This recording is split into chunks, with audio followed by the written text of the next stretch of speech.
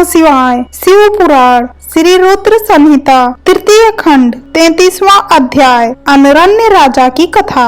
ब्रह्मा जी बोले, हे नारद, कुल की रक्षा करने के लिए किसी एक का त्याग कर देना ही नीति शास्त्र कहलाता है। जिस प्रकार राजा अनरण्य ने अपने राजपाट, संपत्ति और अपने परिवार की रक्षा के लिए अपनी पुत्री का विवाह एक ब्राह्मण से कर दिया था, इसी प्रकार लोक कल्याण के लिए आपको भी स्वीकृति दे ही देनी चाहिए। राजा अनरण्य के बारे में सुनकर शैलराज हिमालय ने पूछा, हे महर्षि, मैं राजा अनरण्य की कथा सुनना चाहता हूँ। गिरिराज हिमालय के ऐसे वचन सुनकर मुनि वशिष्ठ बोले, हे पर्वतराज, महाराजा मनु की 14वीं संतान इंद्रा सरवाड़ी के वंश में ही राजा अनरण्य का जन्म हुआ था। वे भगवान शिव के परम भक्त थे।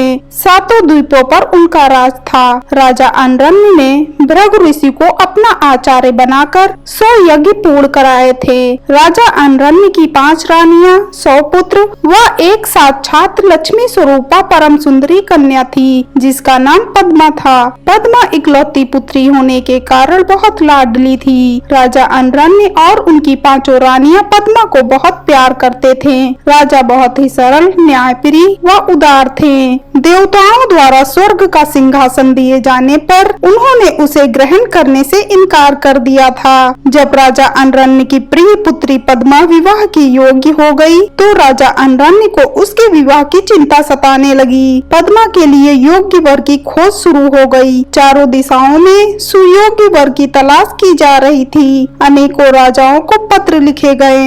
एक दिन संयोगवश देवी पद्मा वन में विहार के लिए अपनी सखियों के साथ गई हुई थी। वहाँ तपस्या करके लौट रहे ऋषि पिपलाद की दृष्टि पद्मा नाम की उस सुंदरी पर पड़ गई। वे उसकी सुंदरता पर मोहित हो गए। वे उस सुंदरी को मन में बसाए हुए ही अपनी कुटिया पर पहुँच गए। सुंदरी का सौंदर्य पिपलाद के मन मस्तिष्क में धस गया था। एक दिन ऋषि पिपलाद पुष्पा भद्रा नामक नदी में स्नान करने गए। संयोगवश राजा अनरण्य की परम सुंदरी पुत्री पद्मा भी वहाँ उपस्थित थी। उसे पुनः देखकर ऋषि पिपलाद के मन की इच्छा पूरी हो गई। उन्होंने पद्मा की सखियों और सैनिकों से उसका परिचय प्राप्त कर लिया। वहीं कुछ मनुष्यों ने ऋषि की हंसी उड़ाते हुए कहा कि ऋषि जी, आपका मन देवी पद्मा पर मुग्ध हो गया है, तो आप महाराज से उन्हें मांग क्यों नहीं लेते? इस प्रकार के वचन सुनकर पिपलाद लज्जित तो हुए, परंतु उनके दिल में सुंदरी पद्मा को पाने की इच्छा कम न होकर और बलवती हो गई। स्नान, नित्य कर्म और शिव पूजन आदि से निवृत्त होकर मुनि पिपलाद राजा अनरण्य की सभा में चले गए। अपने दरबार में मुनि को पधारा देखकर राजा अनरण्य ने चरण छूकर उनका अभिवादन किया तथा विधिवत पूजन करने के पश्चात उन्हें आसन पर बिठाया तथा पूछा कि मैं आपकी क्या सेवा कर सकता हूँ। इस पर ऋषि पिपलाद बोले, राजा, आप अपनी कन्या पद्मा को मुझे सौंप दीजिए। यह सुनकर राजा चुप हो गए। इस पर पिपलाद मुनि कहने लगे कि राजा, यदि शीघ्र ही तुमने अपनी कन्या मुझे नहीं दी, तो मैं क्षण भर में ही तुम्हें और तुम्हारे कुल को भस्म कर दूंगा। यह बात सुनकर राजा, उनकी रानियां, नौकर चाकर, दासियां सभी रोने लगे। राजा अनरण्य यह सोचकर अत्यंत व्याकुल हो उठे कि कैसे वे अपनी फूलों से भी कोमल पुत्री का हाथ एक बूढ़े ऋषि को दें। राजा इसी चिंता में डूबे हुए थे कि वे क्या करें कि तभी वहाँ उनके पुरोहित और राजगुरु आ पहुँचे।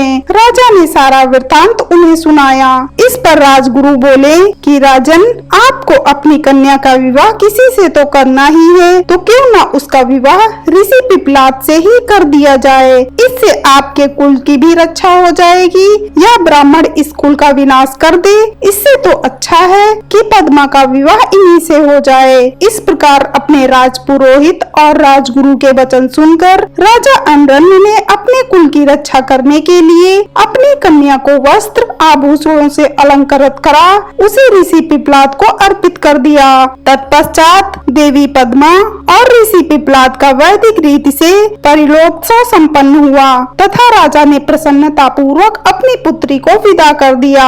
राजा अनरण्य से विदा लेकर ऋषि पिप्लाद अपनी पत्नी पद्मा को साथ लेकर अपने आश्रम पर पहुँचे। इस शोक में कि हमने अपनी पुत्री को एक वनवासी बूढ़े को सौंप दिया है, राजा अनरण्य राजपाट छोड़कर वन में चले गए। अपने पति और पुत्री की याद में रो रो कर रानी ने अपने प्राण त्याग दिए। उनके घर परिवार में चारों ओर दुख ही दुख था। राजा अनरण्य ने शिव कृपा से शिवलोक को प्राप्त किया। तत्पश्चात उनके पुत्र कीर्तिमान ने राज्य किया और उनके कुल का नाम चारों ओर फैला। इसीलिए हे हिमालय राज, आप अपनी पुत्री को भगवान शिव को अर्पण करके अपने राज्य, कुल और धन की रक्षा करके सभी देवताओं को अपने अधीन कर लीजिए। हर हर महादेव।